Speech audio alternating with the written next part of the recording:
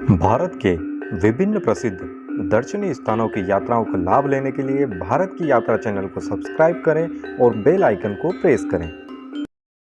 विंध्य की खूबसूरत पहाड़ियों पर बसा मांडू शहर मध्य प्रदेश के प्रमुख पर्यटन स्थलों में से एक है।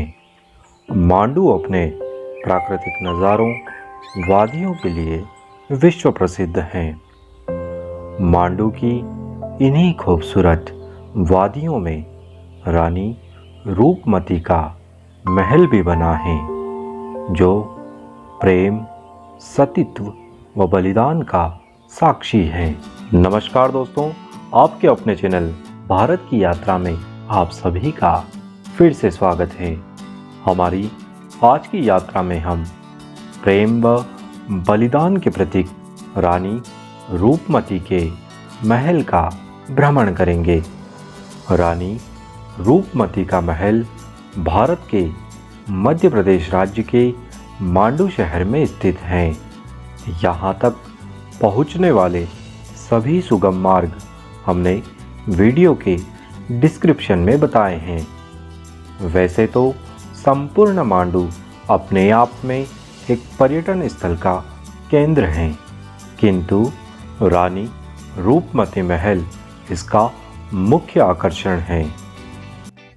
मांडू की इन खूबसूरत वादियों में प्राकृतिक नज़ारों को देखते हुए हम इसके सबसे अंतिम छोर तक पहुंचते हैं, जहां रेवा कुंड के पास ही बने टिकट घर से रानी रूपमती महल की यात्रा हेतु टिकट लेना होता है।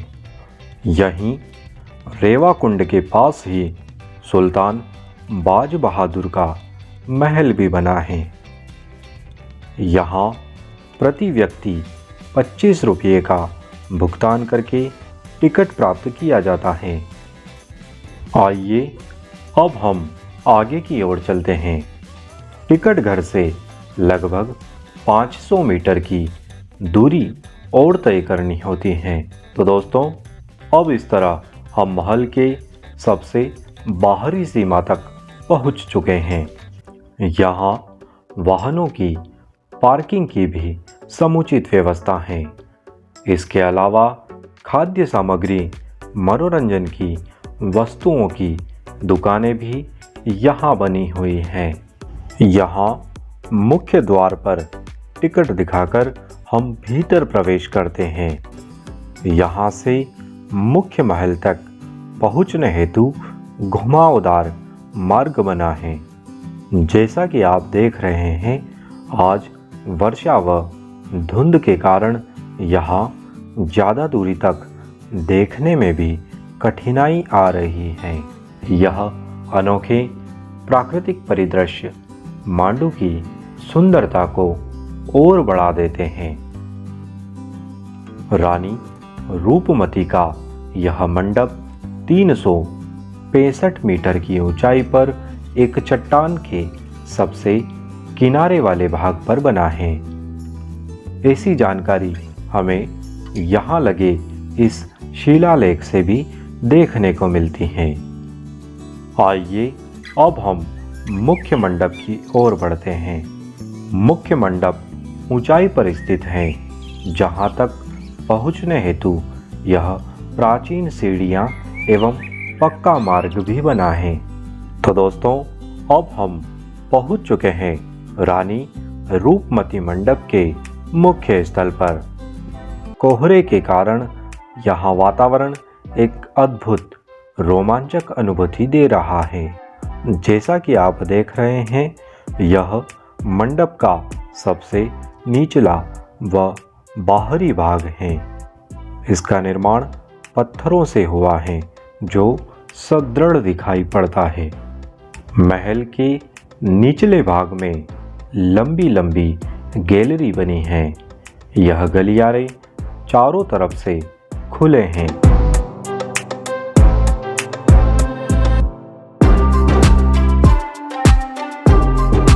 इनकी छतों की बनावट आकर्षक लगती है।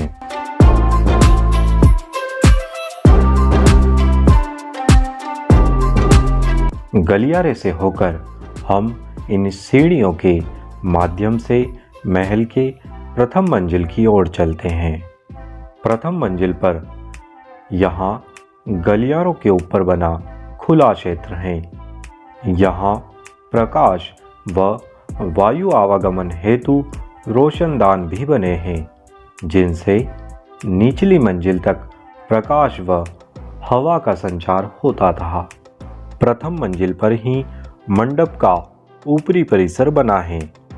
मंडप का ऊपरी परिसर भी सुदृढ़ पत्थरों के द्वारा निर्मित है। इसके सबसे ऊपरी भाग में बने मंडप की शोभा देखते ही बनती है। ऊपरी परिसर भी खुले गलियारों जैसी संरचना है।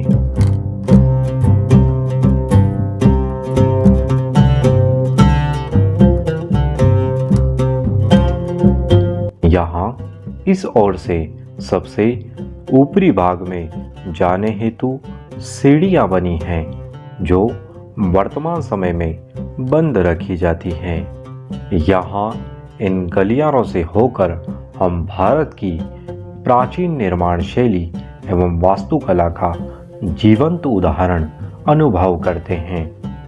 रानी रूपमती का यह मंडप अपनी अद्भुत निर्माण शैली व प्राकृतिक दृश्यों के साथ साथ एक अद्भुत प्रेम का भी प्रतीक रहा है। रानी रूपमती के इस अद्भुत ऐतिहासिक मंडप का निर्माण सुल्तान बाज बहादुर द्वारा करवाया गया था। रानी रूपमती सुल्तान बाज बहादुर की प्रियतम रानी थी। धर्म में अटूट आस्था के कारण रानी का नियम था कि वह नर्मदा दर्शन के पश्चात ही भोजन ग्रहण करती थी।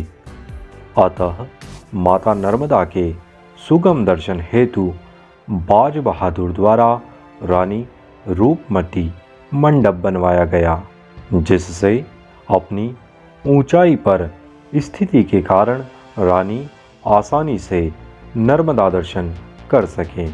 कहा जाता है कि यहाँ से माता नर्मदा के दर्शन बड़े आसानी से हुआ करते थे। वर्तमान में यह दर्शन दुर्लभ हैं। यहाँ इस ऊंचाई से मांडू की इन वादियों एवं यहाँ के प्राकृतिक दृश्यों का यह स्वरूप अवर्णनीय है। यहाँ के यह परिदृश्य, शीतल पवन, कोहरा, वर्षा की फुहार, इन वादियों का यह सन्नाटा प्रकृति प्रेमियों के लिए स्वर्ग के समान है।